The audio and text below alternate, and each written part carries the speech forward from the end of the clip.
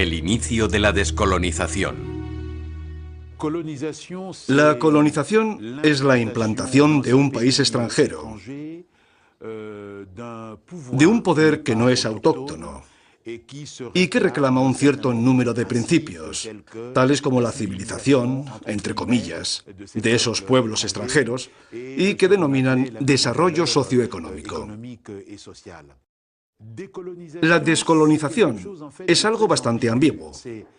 Es la ruptura de lazos de dependencia con la antigua potencia colonial.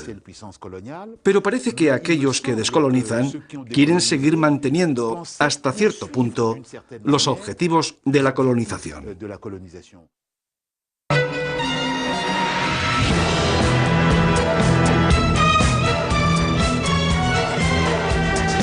Ich bin ein Berliner.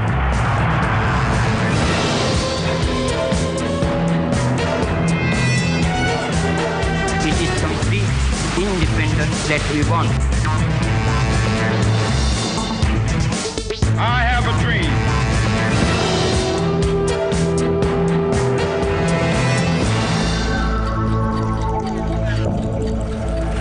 Momentos críticos.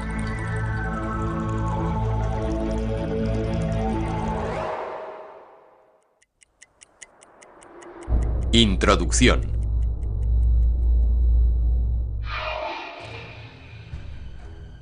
Debilitadas al final de la Primera Guerra Mundial, las potencias coloniales europeas perdieron de forma definitiva su capital de prestigio durante la Segunda Guerra Mundial.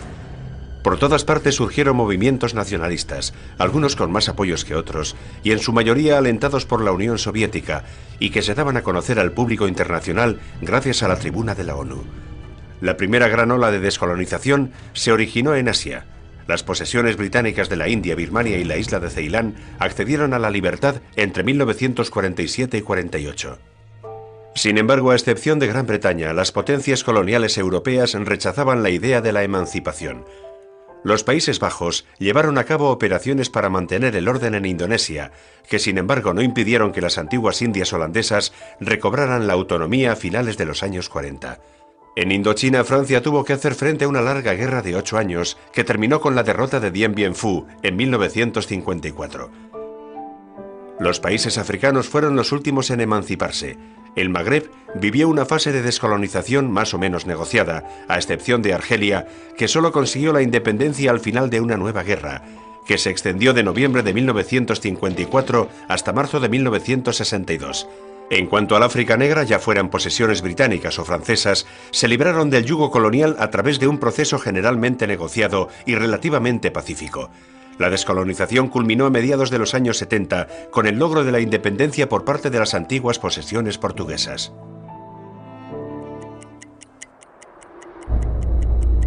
Cronología. Las potencias coloniales, unas vencidas militarmente en 1940 y otras acorraladas a la defensiva y amenazadas de invasión, salieron profundamente debilitadas de la Segunda Guerra Mundial. Tenían que reconvertir su infraestructura industrial, volver a poner en pie sus economías y reconstruir ciudades y regiones, a veces completamente arrasadas. Aún más que en 1918, la guerra había hecho perder de forma definitiva a los estados europeos el capital de prestigio del que habían gozado en el mundo desde hacía 4 siglos. En Asia, sobre todo, durante la guerra, los japoneses habían hecho todo lo posible para alentar el espíritu anticolonialista contra los blancos. Y en los territorios que ocuparon, no dudaron en apoyar a los movimientos nacionalistas nacientes. Los aliados habían asociado sus combates a una cruzada por la libertad frente a los estados fascistas invasores, intransigentes y sin escrúpulos. Después de la Segunda Guerra Mundial, después del trauma mundial, después de aquellos 50 millones de víctimas, después de descubrir que el hombre podía ser tan autodestructivo, hacía falta una estructura internacional para intentar mantener la paz, como lo había intentado hacer la Sociedad de Naciones en el período entre las 2 guerras. A la ONU se le dotó de medios suplementarios, de estructuras como los cascos azules, y la ONU afirmó también que todos los pueblos, en referencia a los 51 primeros Estados miembros de la ONU de la Conferencia de San Francisco, tenían derechos internacionales equivalentes. La Carta del Atlántico, firmada el 14 de agosto de 1941, proclamaba solemnemente el derecho de todos los pueblos a elegir la forma de gobierno bajo la cual deseaban vivir. Ese principio cobró valor universal después de la firma de la Carta de Naciones Unidas el 26 de junio de 1945 en San Francisco. La descolonización tuvo rechazos. Durante los primeros tiempos no era aceptada. No se podía ejercer porque las potencias coloniales eran tan fuertes que ningún movimiento de protesta se podía organizar ni extender. Pero el sistema se fue fisurando de manera progresiva. Se fisuró fundamentalmente en las dos guerras, del 14 al 18 y del 39 al 45. En ambas hubo una participación muy importante de las tropas del imperio, de las tropas coloniales. Los soldados coloniales que habían luchado por la madre patria, al acabar la guerra dijeron: tenemos que conseguir un estatus diferente, tenemos que conseguir derechos, pero no obtenemos derecho alguno.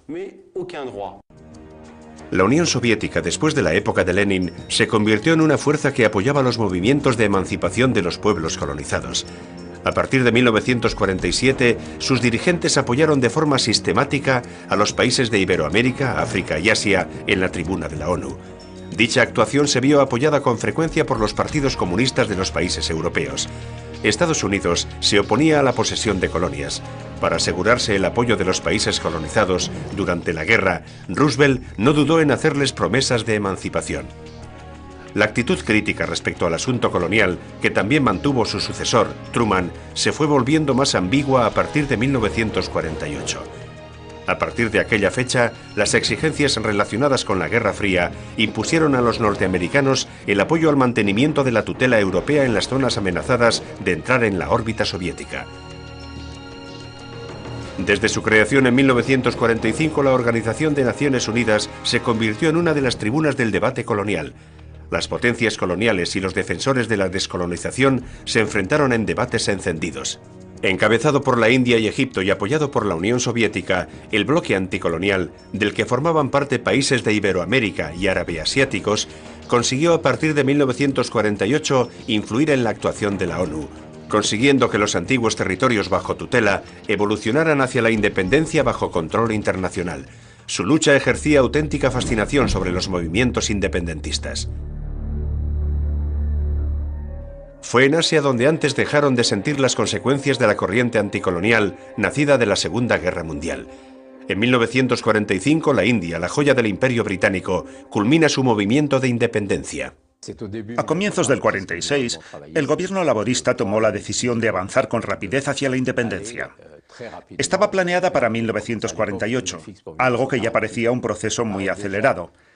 Pero como las negociaciones se bloquearon debido a las divergencias, sobre todo entre el Congreso y la Liga Musulmana, las cosas se aceleraron a partir de la llegada de Mountbatten como último virrey en marzo de 1947.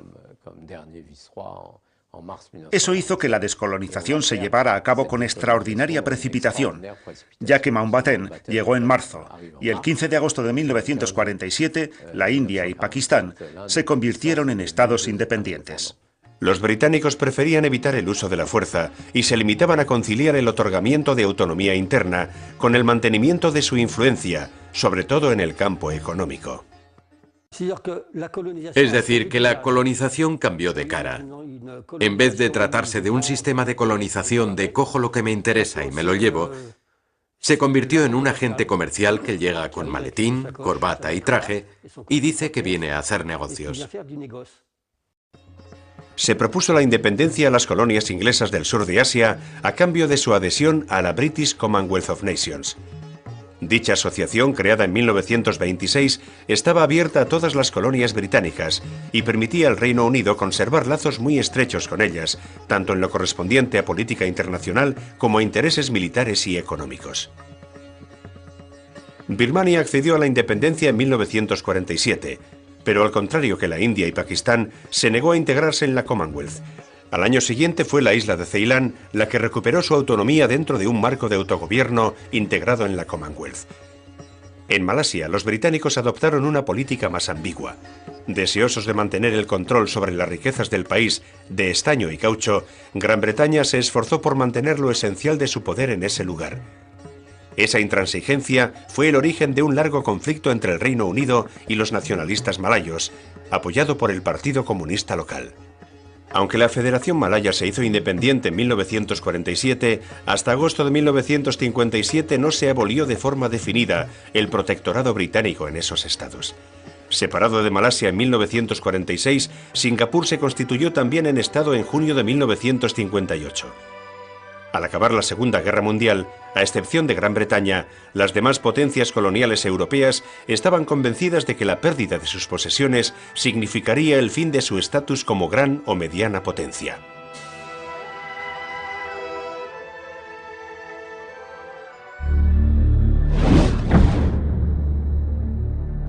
Los Países Bajos pensaban también que necesitaban su imperio y sus riquezas para asegurarse la prosperidad económica y la influencia en la escena internacional. Las tropas holandesas desembarcaron en Indonesia en otoño de 1945, donde un grupo nacionalista liderado por el ingeniero Sukarno había proclamado la independencia el 17 de agosto de ese año. Sukarno estuvo unido a los japoneses durante la guerra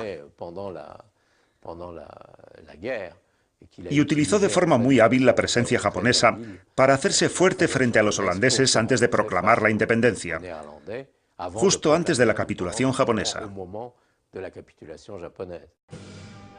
El gobierno holandés aceptó negociar buscando retomar el control del país. Algunos círculos financieros holandeses tenían intereses importantes en la futura Indonesia. Como se ha dicho, para muchos holandeses la grandeza del país dependía esencialmente de esa colonia poderosa y rica. Hay otro factor que creo que se debe tener en cuenta respecto a Indonesia. Es una red de islas, de decenas de cientos de islas. Y es probable, al menos así lo expresaron los holandeses, que no se quisieran retirar sin asegurarse de que se respetarían los derechos de las minorías. A Sukarno le impulsaba un espíritu centralista, mientras que los holandeses hubieran preferido ceder el poder a un gobierno de tipo federal que reconociera alguna forma de libertad y autonomía a las diferentes islas y a las etnias que las habitaban. Por los acuerdos del 16 de noviembre de 1946, los Países Bajos reconocieron el nuevo régimen de Java y Sumatra y admitieron la constitución de los Estados Unidos de Indonesia asociados a los Países Bajos. Pero en julio de 1947 los soldados holandeses invadieron Java y Sumatra y en diciembre del año siguiente encarcelaron a los dirigentes nacionalistas. Mientras la guerrilla se organizaba, las presiones internacionales llegadas de la ONU, los países asiáticos, Estados Unidos y la Unión Soviética obligaron a los Países Bajos a dar marcha atrás. En diciembre de 1949 tuvieron que aceptar la independencia de los Estados Unidos de Indonesia. La Unión Holandesa-Indonesia, creada a tal efecto, fue finalmente denunciada en 1954. A partir de esa fecha, los lazos entre Holanda y su antigua colonia se rompieron de forma definitiva.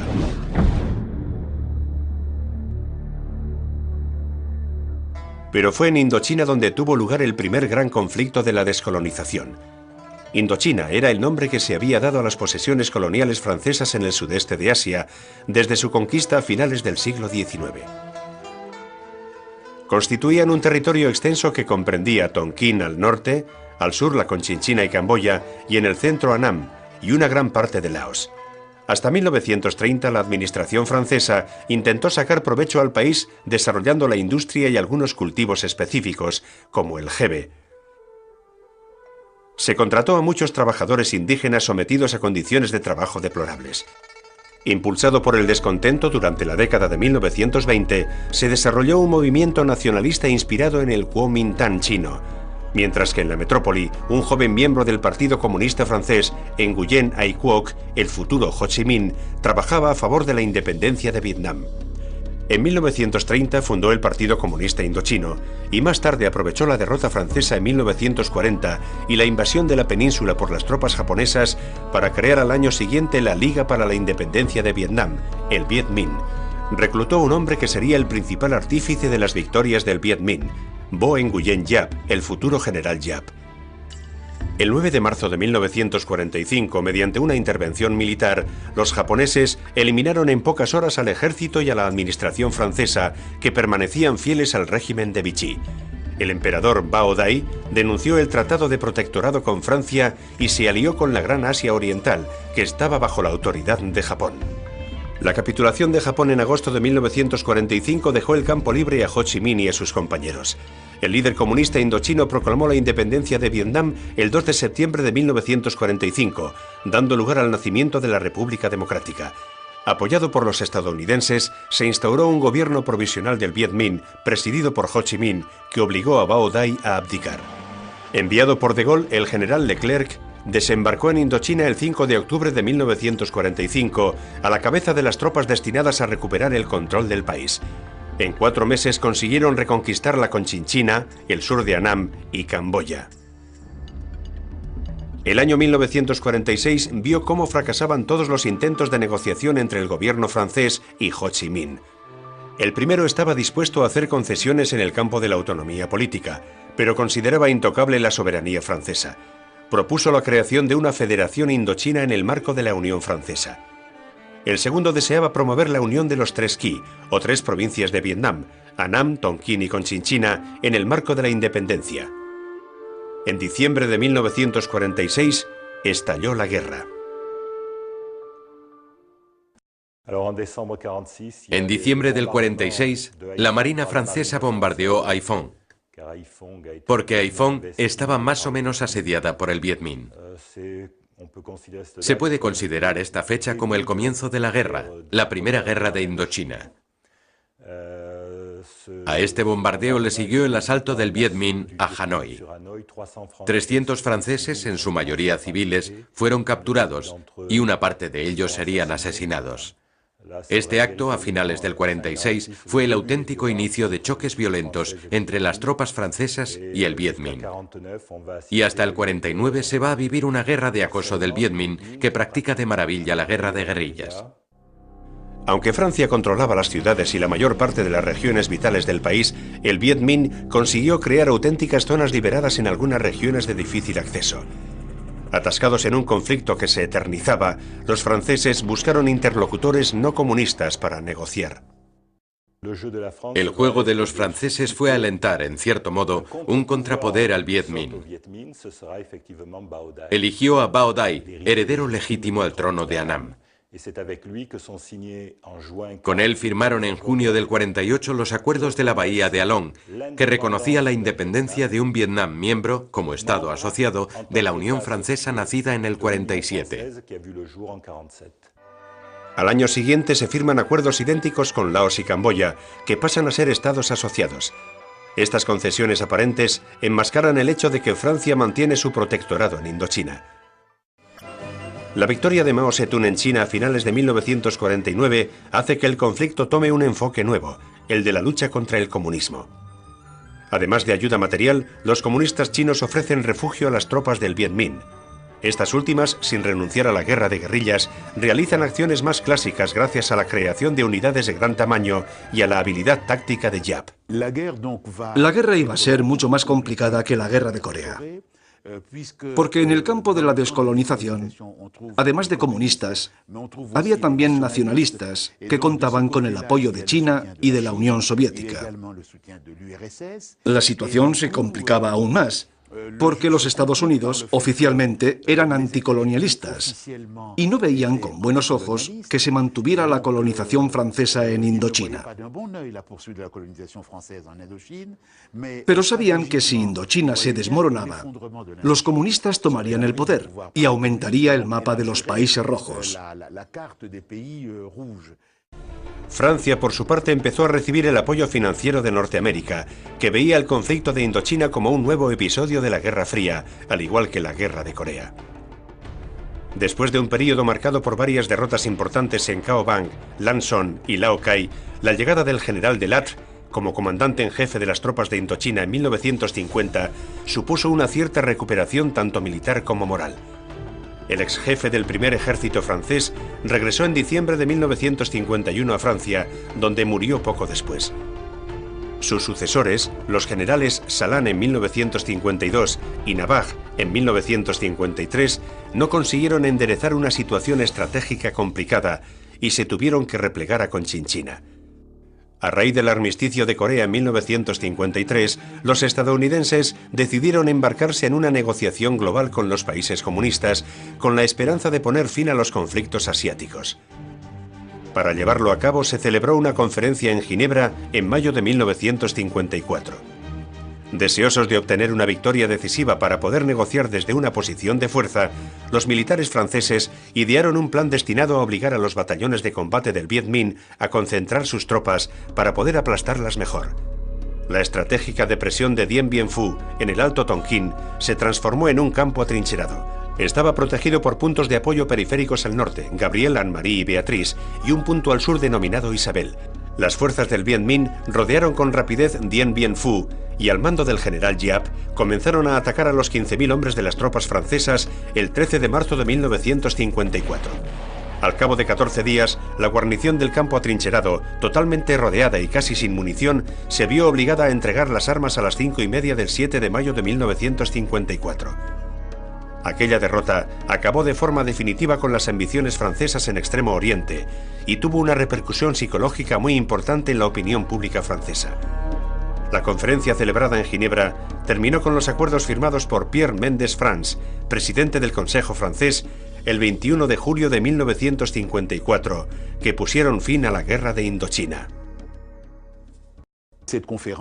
La conferencia es famosa porque además de los dos beligerantes, Francia y Vietnam, estaba también el contexto de la Guerra Fría con dos potencias enfrentadas, Estados Unidos y la Unión Soviética. Y en aquel decorado cambiante también estaba presente China. Fue un momento extraordinario, porque aquella crisis tuvo mucha repercusión en Francia. Y yo diría que por primera vez, desde la salida del general de Gaulle en 1946, había un primer ministro, Pierre Mendès France, con personalidad fuerte. Un poco tajante, pero con un programa. Dijo, este problema lo arreglo yo en 2 semanas. La anécdota es que había que terminar, no me acuerdo exactamente qué día, pero había que terminar a la medianoche del segundo o tercer día. Era necesario que a las 12 en punto estuviera todo firmado, antes de que comenzara el día siguiente. Mi abuelo obligó a todo el mundo a permanecer en la comisión que discutía los asuntos hasta que todo estuvo firmado. Estuvieron hasta las 3 o las 4 de la madrugada, pero habían adelantado la firma final para que se produjera a las 12 o a las 12 menos 5 y cumplir con los plazos. La raison et la paix l'ont emporté. Après des journées et des nuits de dures négociations, chargées tantôt d'anxiété et tantôt d'espoir, le cessez-le-feu a été signé. Mientras Laos y Camboya se hacían independientes, Vietnam se dividió en 2 estados a un lado y otro del paralelo 17. Al norte la República Democrática apoyada por China y la Unión Soviética, al sur un gobierno proamericano. Se habían previsto elecciones en 1956 para la reunificación del país, pero no se llegaron a celebrar. A partir de 1957 se pone en marcha el engranaje político-militar que desembocará en la Segunda Guerra de Indochina, enfrentando a comunistas y nacionalistas proamericanos.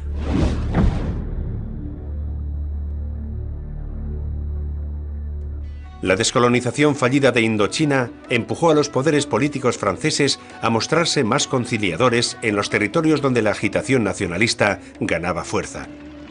En el protectorado de Túnez, los problemas se multiplicaron a partir de 1952. El 31 de julio, durante los encuentros de Carthage, Pierre Mendès France reconoció la autonomía interna del Estado de Túnez. Se entablaron negociaciones que culminaron con la independencia total del nuevo Estado el 20 de marzo de 1956. El 25 de julio de 1957 se proclamó de forma oficial la República de Túnez, y el líder nacionalista, Habib Bourguiba, se convirtió en su primer presidente. En Marruecos, Francia se tenía que enfrentar también a la lucha armada llevada a cabo por la guerrilla urbana. En el verano de 1955, el gobierno decidió negociar con el sultán Mohamed V, que había regresado del exilio. El Estatuto de Protectorado se fue aboliendo de forma progresiva y Marruecos proclamó su independencia de forma oficial el 2 de marzo de 1956. Las concesiones de los gobernantes de la Cuarta República en Túnez alentaron la agitación nacionalista en Argelia. Parcialmente agrupados en el seno del Frente de Liberación Nacional, o FLN, el 1 de noviembre de 1954 desencadenaron una insurrección en todo el territorio de Argelia. Reclamaban la independencia nacional y la restauración del Estado de Argelia y anunciaron la creación de un Ejército de Liberación Nacional, el ALN. Habían aprendido la lección. Dien Bien Phu fue el 54 y la revolución comenzó en el 54. Dijeron, les haremos lo mismo que les han hecho los vietnamitas. En aquel momento, bajo la Cuarta República, el señor Mitterrand mantuvo el discurso bélico. No se negocia, iremos a la guerra. Y hubo guerra. Si no hubiera vuelto de Gaulle, habría pasado lo mismo que en Indochina. Aquello habría durado años y años hasta que ocurriera un nuevo Dien Bien Phu. Aquellos sucesos marcaron el inicio de la Guerra de Argelia. La reacción francesa fue de una firmeza excepcional. Para los responsables políticos, tales como Mendes France o el ministro de Interior François Mitterrand, Argelia, formada por 3 departamentos y poblada por cerca de 1 millón de europeos, era Francia. ¿Por qué no se hablaba de la guerra de Argelia? Argelia no era un país distinto a Francia, así que es como si se dijera que hay una insurrección en la Creuse. ¿Hablaríamos de guerra si los gendarmes fueran a reprimir la insurrección? Habría que hablar de guerra civil. Había sobre todo una razón psicológica. El poder no deseaba perder prestigio por haberse dejado llevar a una guerra. A veces, no pronunciar las palabras permite ocultar la realidad de los hechos. En Argelia había poderes especiales. Se dio al ejército poderes de policía. El ejército está creado para combatir en la guerra, no para interrogar a los detenidos. Se negó a los prisioneros el estatuto de prisioneros de guerra. En la actualidad nos dicen que fue una guerra, pero en su tiempo se llamaba los acontecimientos de Argelia. Los prisioneros no tenían derecho a la protección de la Convención de Ginebra y no tenían derecho a la protección por maltrato de los presos comunes. El 1 de diciembre desembarcaron en Argelia los primeros refuerzos militares. Las matanzas en el norte en el verano de 1955 condujeron a una intensificación del conflicto. La política de integración y reformas preconizada por el gobernador general Jacques Soustelle pasó a un segundo plano. La movilización de reservistas y el mantenimiento de varios reemplazos llamados a filas hizo que los efectivos destinados en Argelia pasaran de 200.000 a 400.000 hombres en 1956. La prioridad dada a la opción militar se tradujo en la transformación progresiva de Argelia en una auténtica plaza militar. En 1954 la situación explotó. Hubo una serie de atentados cometidos por argelinos que reclamaban la independencia. Quisieron dar publicidad a sus reivindicaciones porque nadie les escuchaba. En noviembre del 54 hubo varios atentados mortíferos contra franceses. Fue el comienzo de una espiral. En 1957 la batalla de Argel, destinada a hacer frente al terrorismo urbano, duró varios meses y provocó una escalada de violencia. El 13 de mayo hubo una manifestación enorme de franceses de Argelia en Argel, en la plaza del Fórum. Aquellos franceses tenían una reivindicación muy simple. No querían al primer ministro, al nuevo presidente del Consejo que Francia quería poner a la cabeza del gobierno. Se llamaba Pierre Pflimlin. Un nombre curioso. Pflimlin se había pronunciado a favor de una solución negociada para Argelia. No había dicho la palabra independencia, solo solución negociada. Pero se sobreentendía que intentaba poner fin a la guerra de Argelia buscando una solución que complaciera a los independentistas. El general de Gaulle, que había vuelto al poder gracias al movimiento de 13 de mayo de 1958, impulsado por el ejército y los europeos de Argelia, propuso en vano al FLN una rendición honrosa, la paz de los valientes. ¿Por qué finalmente, en septiembre del 59, cambiaron de política y hablaron de autodeterminación? ¿Y por qué fueron encaminando progresivamente a Argelia hacia la independencia? Porque comprendieron que la guerra de Argelia era ruinosa para Francia. Desde el punto de vista financiero era un pozo sin fondo y además estaba dañando gravemente el prestigio de Francia en el mundo. En septiembre de 1959 se reconoció el derecho de Argelia a la autodeterminación. Antes de iniciarse el año siguiente, conversaciones de paz con el FLN. De Gaulle resolvió el problema de Argelia con un método que puede resultar discutible, pero en mi opinión el más legítimo. Hizo un referéndum. En él se preguntaba, ¿quieren o no permanecer en el seno de Francia?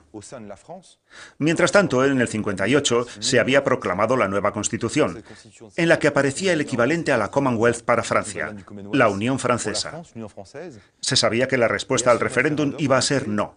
Los argelinos no deseaban permanecer en esa Unión Francesa. Aquello desembocó en los acuerdos de Evian de 1962, que reconocían la independencia de Argelia. Argelia fue, en cierto modo, la historia de un amor frustrado con Francia.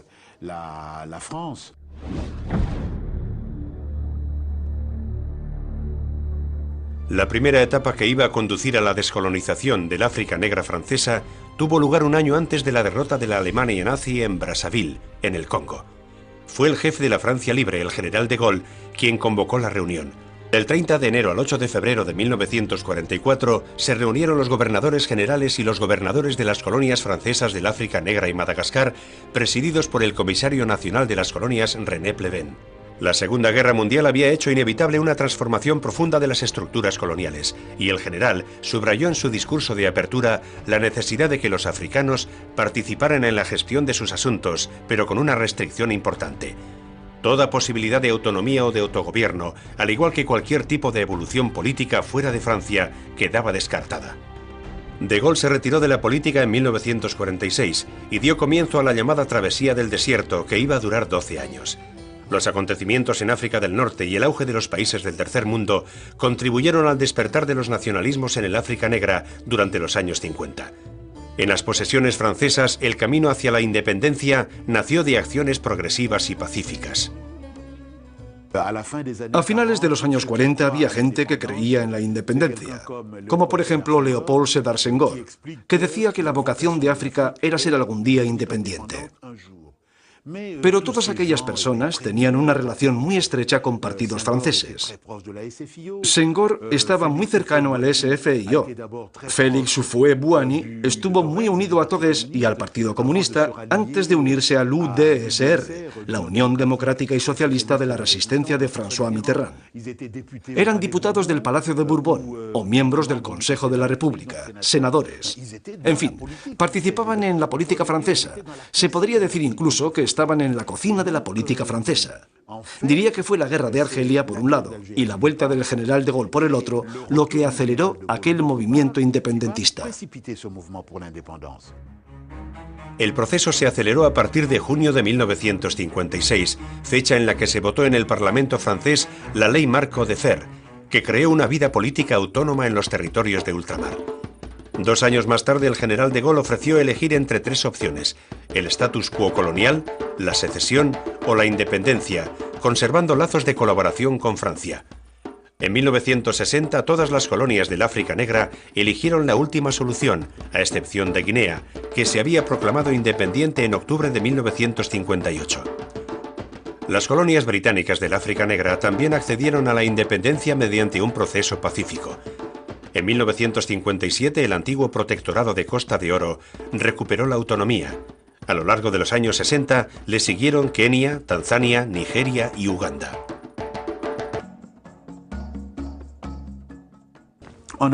Hay que tener en cuenta que en el África inglesa, en las grandes capitales del África anglófona, la mayor parte de los campamentos militares se llamaban Campamento Birmania, porque la mayor parte de los soldados africanos habían estado en Asia.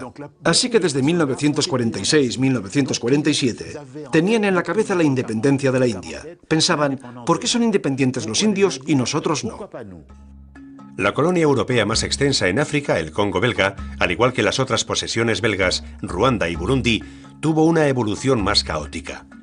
Los responsables políticos belgas, al negarse durante mucho tiempo a admitir cualquier idea de independencia, favorecieron el crecimiento en el seno del imperio de movimientos extremistas, de los que el líder más conocido fue Patrice Lumumba. Después de haber intentado aplacar por la fuerza los numerosos motines, el gobierno belga se vio obligado a conceder la independencia a sus posesiones coloniales en un contexto de total improvisación. Por ello, el Congo, que se hizo independiente en junio de 1960, se vio envuelto de inmediato en conflictos étnicos que marcarían su historia durante varios decenios. Los últimos sobresaltos de la descolonización tuvieron lugar en la década de 1970 en las provincias portuguesas, es decir, Guinea-Bissau, Mozambique, Angola y Cabo Verde. Hasta 1975, Portugal se empeñó en mantener su presencia en aquellos territorios africanos. La descolonización del Imperio portugués, además de tardía, fue también una de las más trágicas. El gobierno portugués se empeñó en negarse a cualquier tipo de negociación y se lanzó a una política de lucha a muerte contra cualquier movimiento que criticara su dominio en las colonias. Fue con la caída de la dictadura del general Salazar y la instauración de la democracia en Portugal cuando se emanciparon por fin las últimas colonias europeas.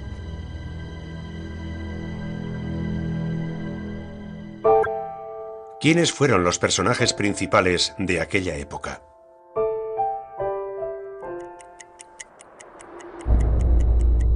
Los personajes.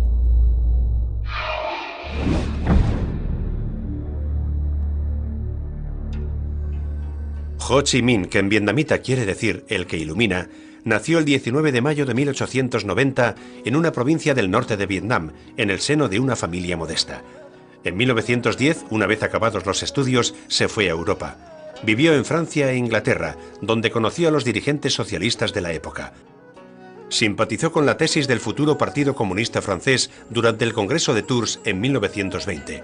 Después de varios viajes a la Unión Soviética, en 1930 fundó el PCI, el Partido Comunista de Indochina.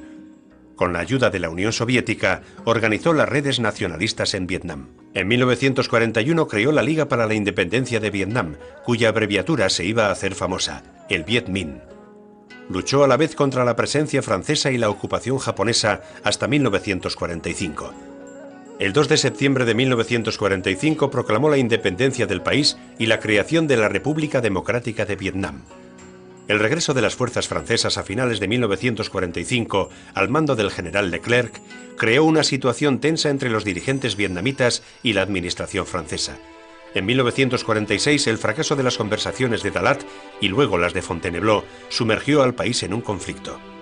Siguieron 8 largos años de guerra con cambios de suerte en ambos bandos. En mayo de 1954, la caída del campo atrincherado de Dien Bien Phu acabó con las esperanzas francesas. Ho Chi Minh había ganado. La Conferencia de Ginebra dividió Vietnam en 2 entidades a un lado y otro del paralelo 17. Al norte, la República Democrática de Vietnam. Al sur, un estado independiente pro-occidental. Tomó las armas contra los Estados Unidos en 1963 en el marco de la llamada Guerra de Vietnam. Ho Chi Minh murió en plena guerra el 3 de septiembre de 1969, dejando huérfano a Vietnam. El tío Ho, como le bautizaron afectuosamente sus compatriotas, se convirtió en el padre del Vietnam moderno.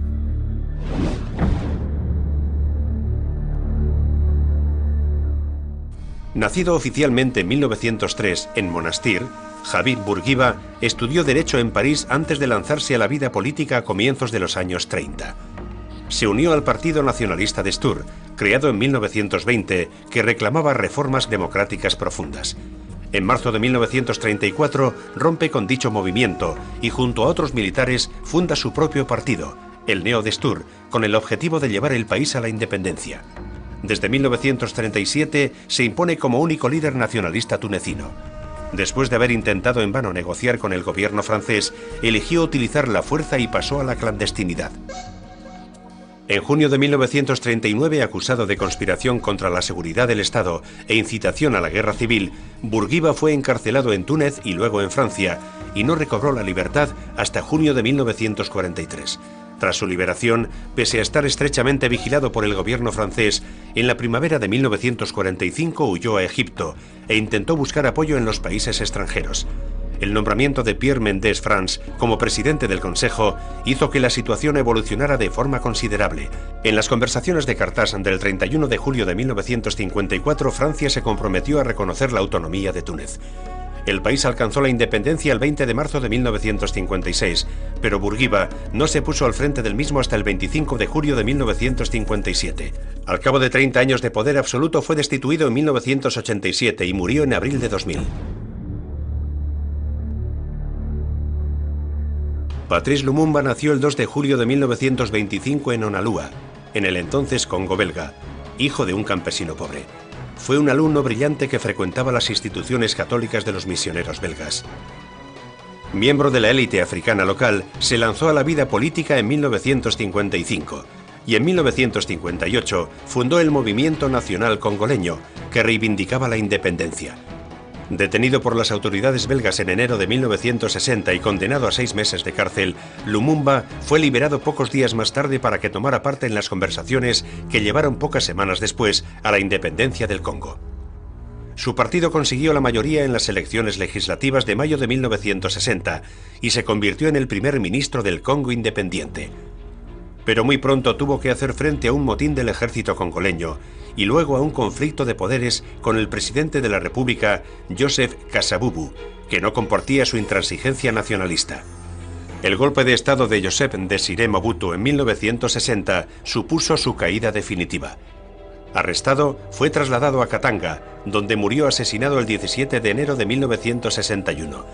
La muerte de Lumumba fue muy lamentada por toda la comunidad de países no alineados. El 17 de enero fue declarado día festivo en Kinshasa, donde se le considera un héroe.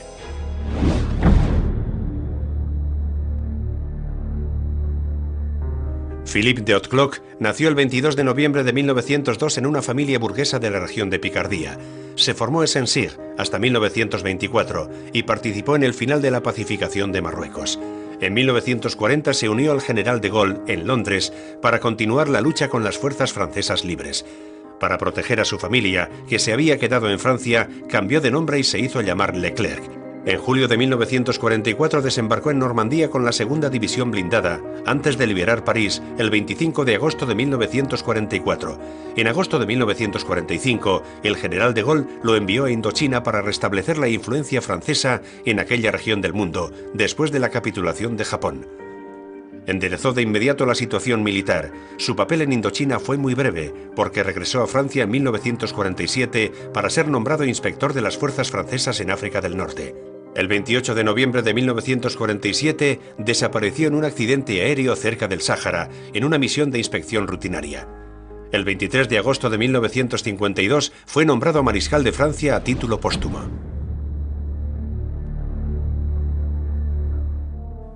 Jean Delattre de Tassigny nació el 2 de febrero de 1889 en el seno de una vieja familia burguesa del norte de Francia.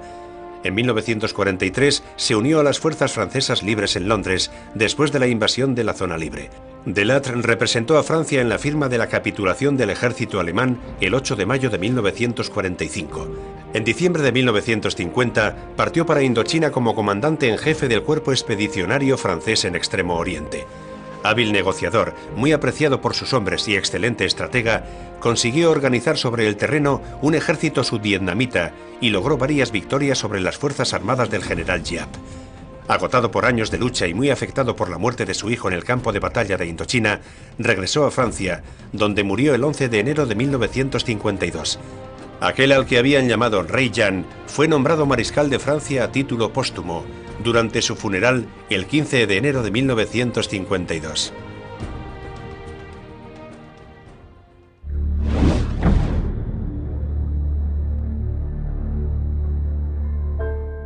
Pierre Mendès France nació en París el 11 de enero de 1907.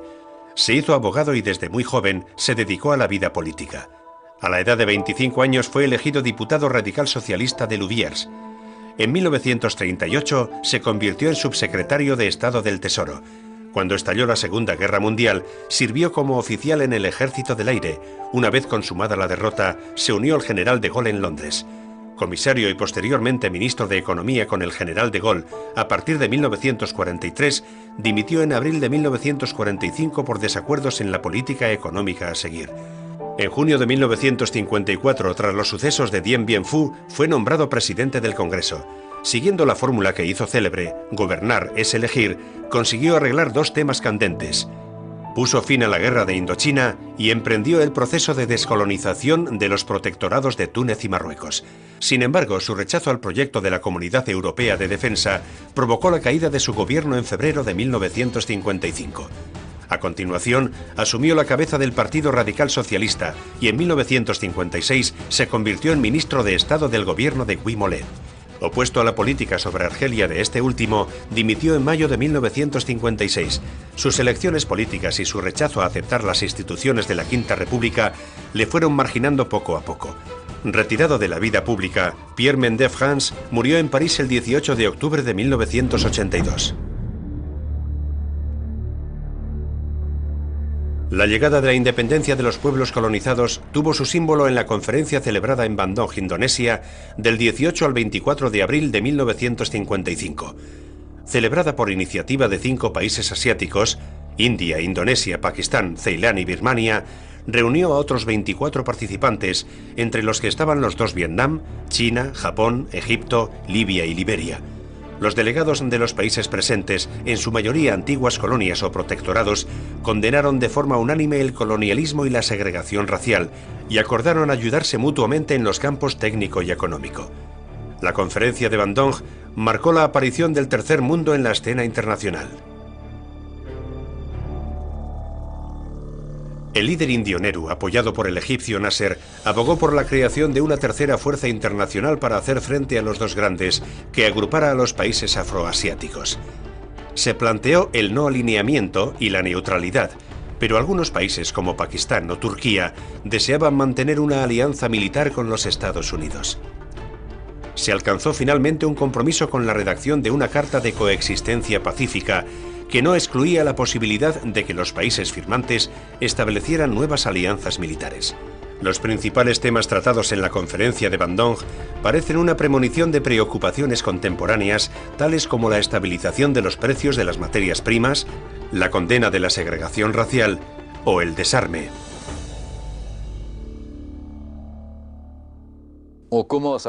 Se empezó a entender que había 1.000 millones de occidentales y 5.000 millones de otras razas. Había que sacar consecuencias. Consecuencias.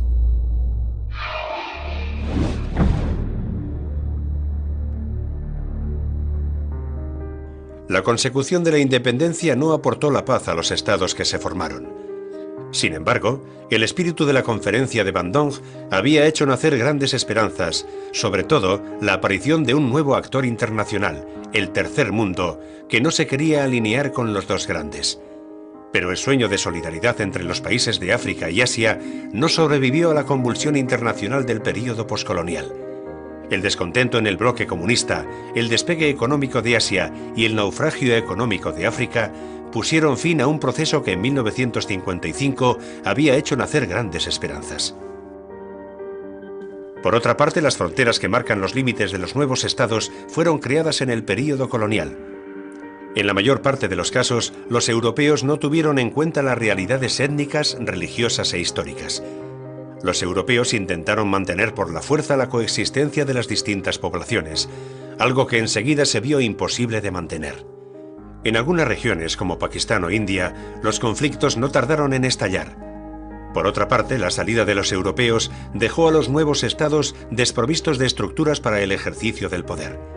Estaban también prácticamente desprovistos de cuadros de élite capaces de organizar el funcionamiento político y administrativo del país. Dichas deficiencias desembocaron por lo general en una situación de inestabilidad política crónica, en la que el ejército se imponía con frecuencia como la única fuerza organizada capaz de asegurar la cohesión nacional.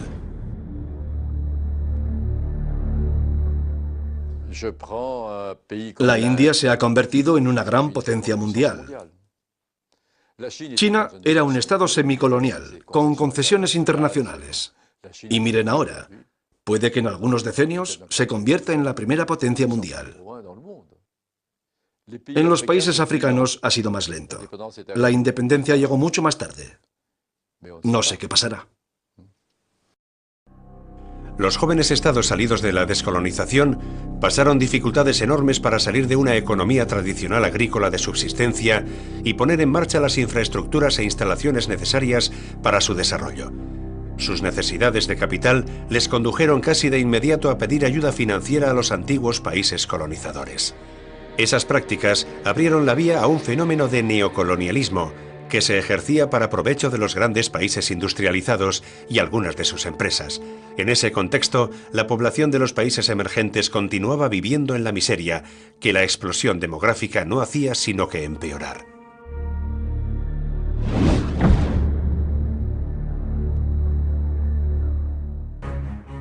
De manera paradójica, el idioma de los colonizadores, ya fuera el francés, el inglés o el portugués, se convirtió rápidamente en la lengua de la unidad nacional que permitió mantener la cohesión de los nuevos estados. Las múltiples lenguas y dialectos locales constituían un factor grave de desintegración en el momento de la independencia. Había que salvar lo que se pudiera del pasado precolonial, a la vez que se inventaba una nueva cultura nacional. La colonización dejó mucha frustración y el sentimiento de haber sido humillado, de haber sido explotado durante la colonización. Era un deseo de venganza que se manifestó de varias formas. Una de ellas es la literaria y artística, como la negritud, que dice: nos habéis negado nuestros valores, pero tenemos valores reales y que se manifiestan de otra forma. Somos diferentes a vosotros. Por otra parte, sois vosotros quienes habéis dicho primero que íbamos a combatir contra vosotros, en batallas intelectuales, en batallas culturales, que se podrían convertir en batallas económicas, como la de la India contra Inglaterra, y que se podían convertir también en combates políticos, y podrían llegar a cualquier forma de enfrentamiento. Resumen.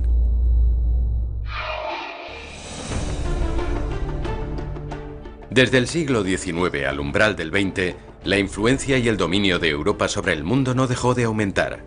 Dicha supremacía se debilitó con la Primera Guerra Mundial, cuando empezaron a aparecer ideas de emancipación en la mayoría de las colonias. La Segunda Guerra Mundial hizo perder de forma definitiva a las potencias coloniales su capital, un prestigio adquirido con frecuencia por la fuerza. Además, los dos grandes vencedores de la guerra, los soviéticos y los norteamericanos, eran hostiles al colonialismo. Los primeros, que preconizaban la revolución industrial, se presentaban como los adalides del anticolonialismo. Los segundos defendían el derecho de los pueblos a decidir su forma de gobierno. En 1945 se llega al Acuerdo de Descolonización de la India. En septiembre de ese mismo año, el líder comunista indochino Ho Chi Minh proclama la independencia de Vietnam. En Indonesia, los independentistas dirigidos por Sukarno hacen lo mismo en el momento de la capitulación de Japón.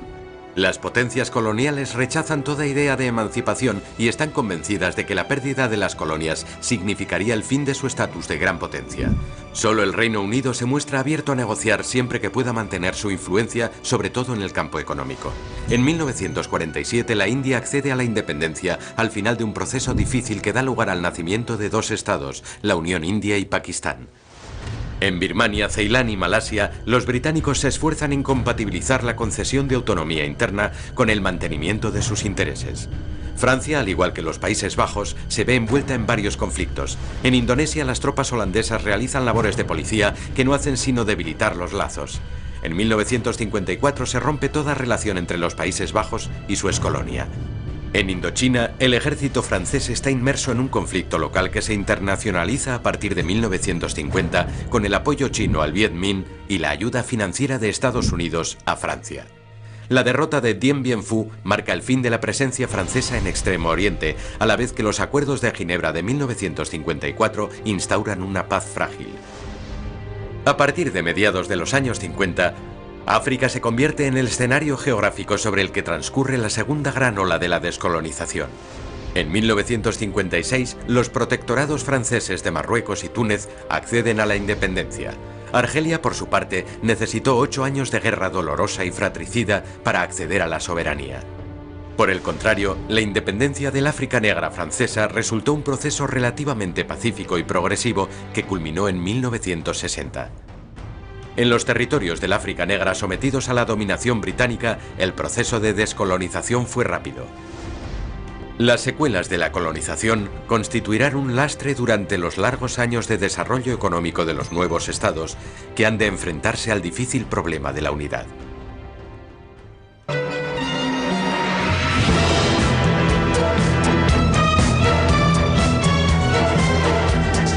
Ich bin ein Berliner.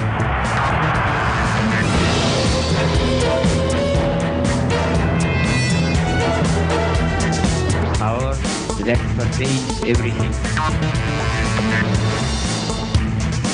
I have a dream.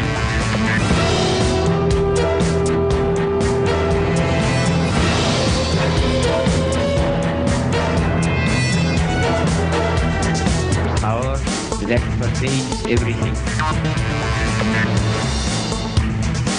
I have a dream.